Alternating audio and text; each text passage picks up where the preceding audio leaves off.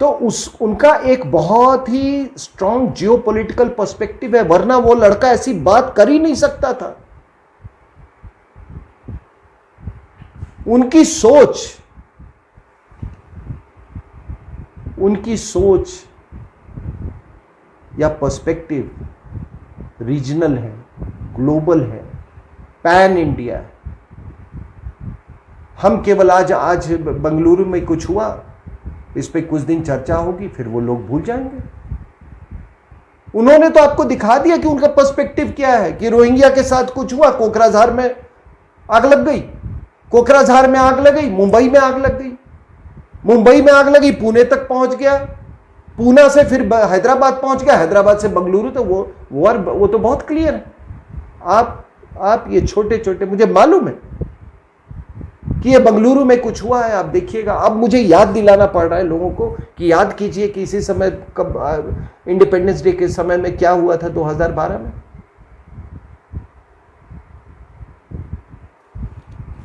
अब एक इन्होंने नया तरीका अपनाया है कि साहब आपने बताइए, इतना बड़ा, इतनी पॉपुलेशन, इतने लोग फेसबुक इस्तेमाल करने वाले हैं, इतने लोग सोशल मीडिया पे हैं, आप किसी एक ये आप लोगों को बेवकूफ बनाते हो।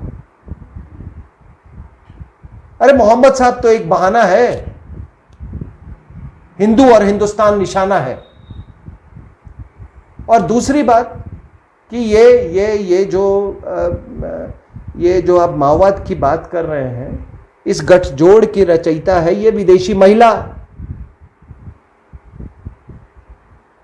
और इस गठजोड़ का विदेशी महिला ने बहुत ज्यादा फायदा उठाया। इसका जो नेशनल एडवाइजरी काउंसिल था वो माओवादियों से भरा हुआ था, और उनका बड़ा गठजोड़ था ग्लोबल जिहादियों से। और तभी तो वो इस 10 साल तक ये विदेशी महिला यहां की रानी रही, और उस समय का प्रधानमंत्री इसका नौकर।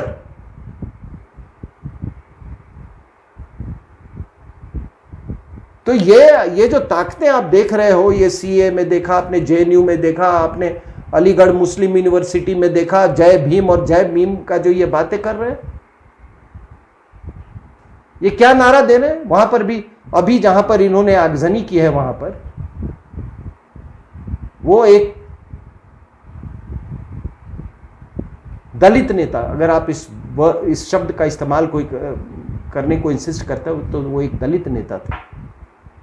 और मैं ये जो जय भीम और जय मीम का आपने कभी सुना है?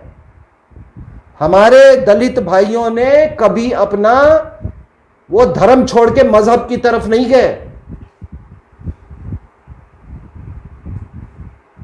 पुष्पेंद्र जी हमारे मित्र हैं, वो भी 24/7 पे, उन्हीं का ये चैनल है। उसमें वो मुझे मुंबई में वो एक किसी गोष्ठी में थे, या उनका कहीं भाषण था, तो कोई महिला है, उन्होंने कहा उन्होंने काफ़ी इस पर रिसर्च किया है, दलित मुस्लिम संबंधों पर। और उस महिला का रिसर्च ये कहता है कि हमारे यहां कभी भी दलित भाई लोग सूअर नहीं पालते थे। उन्होंने सूअर पालना, आप कोई भी आप ग्रंथ ले लो, हमारे कहीं पे सूअर का वर्णन ही नहीं है। जब कोई सूअर खाता ही नहीं था तो पालेगा क्यों? जब ये मुसलमान लोग जब आए तो इनकी प्रथा थी कि पहली रात को ये हिंदू औरतों को शादी के बाद ये बुलवाते थे, जबरदस्ती उठा के ले जाते थे। तब लोगों ने, वो आपको मालूम है कि ये जो हमारे यहाँ वो क्या कहते हैं, महिलाएं जो आलता लगाती हैं, वो आलता लगाने की परंपरा भी वहीं से शुरू हुई। वो सूअर का खून लगा लेती थी। तो वो मुसलमान के पास जाता था तो वो कहता था कि अब ये तो मतलब तौबा तौबा, अब क्या करूं मैं। आपको मालूम है ना, हमारे यहाँ जब नई शादी होती है तो बहू जब घर में पहली बार अंदर आती है तो उसने वो थाली में वो रंग जो होता है उसमें पैर डालती हैं, तो उसमें वो खून डाला होता था। तो मैं इस बात की पुष्टि के लिए मैं अपने गांव में मैंने पता लगाया, और ये रिसर्च बिल्कुल सही है। वही नहीं, आज भी हमारे गांव में ये महिलाएं एक वो यहां पर एक ताबीज पहनती हैं, वो सूअर की हड्डी का होता है, उसको बोलते हैं सोगल। वो भी परंपरा उसी समय से शुरू हुई थी।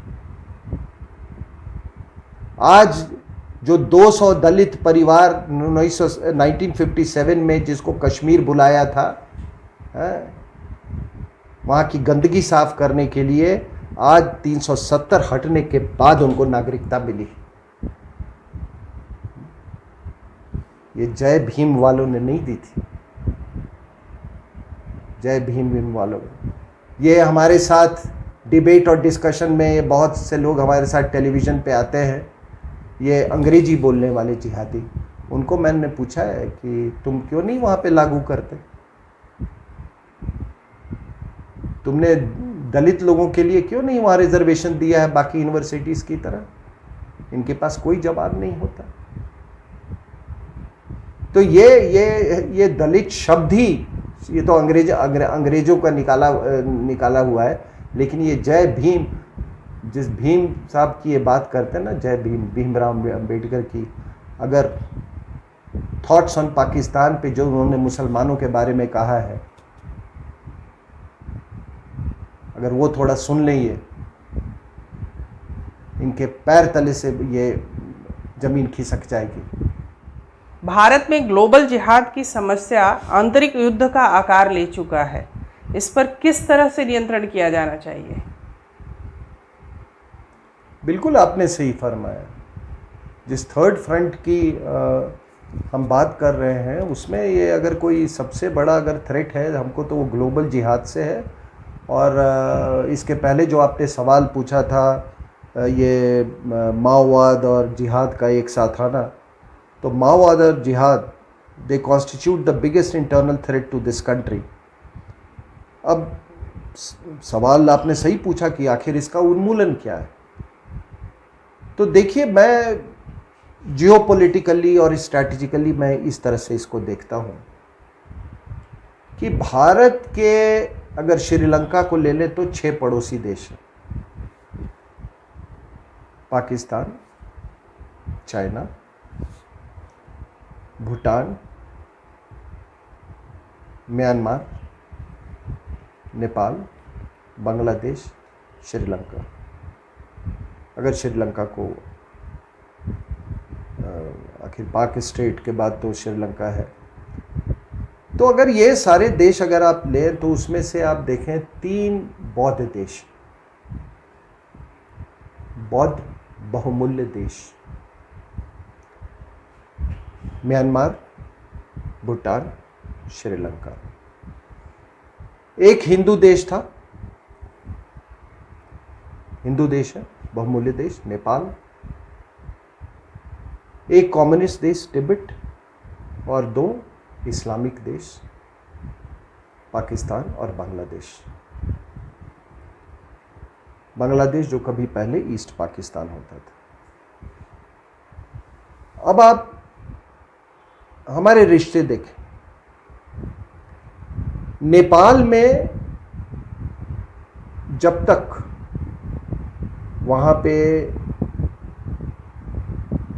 कम्युनिस्ट का शासन नहीं आया था, हमारे रिश्ते थोड़े बहुत ऊपर नीचे होते हैं और पड़ोसियों में होता है, लेकिन इस तरह का जहरीलापन जो अभी कम्युनिस्ट ने चाइना के बहकावे में और चाइना के दबाव में जो किया है, वो पहले नहीं देखा गया है।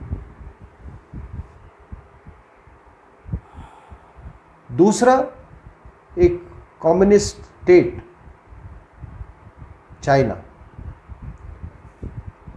अब वहां पे अगर तिब्बत अगर एक इंडिपेंडेंट कंट्री होता जिसके बारे में सरदार पटेल बार बार नेहरू जी को लिख रहे थे, एक बड़ा स्ट्रॉन्ग लेटर लिखा था। आप मेरी किताब के अपेंडिक्स में है वो, द अनमेकिंग ऑफ नेपाल के अपेंडिक्स पे मैंने वो डाला हुआ है, उसमें पढ़िएगा। अगर वो एक इंडिपेंडेंट देश होता तो वो एक डिवाउट बुद्धिस्ट देश होता, और वो हमारे लिए एक बहुत बड़ा कुशन, या आप कहते हैं कि हमारा कोई चाइना के साथ डायरेक्ट थ्रेट नहीं होता, जाहिर सी बात है। उसके बाद अब भूटान ले लें, भूटान बुद्धिस्ट स्टेट है, हमारे बड़े सौहार्दपूर्ण संबंध है। आप म्यांमार ले लें, मैं म्यांमार से बहुत इंटीमेटली जुड़ा रहा हूँ, मुझे मालूम है। कोई ऐसे हमारा कोई 1650 किलोमीटर का बॉर्डर है हमारा, कोई उनके साथ कोई इस तरह का मतभेद नहीं रहा है म्यांमार के साथ।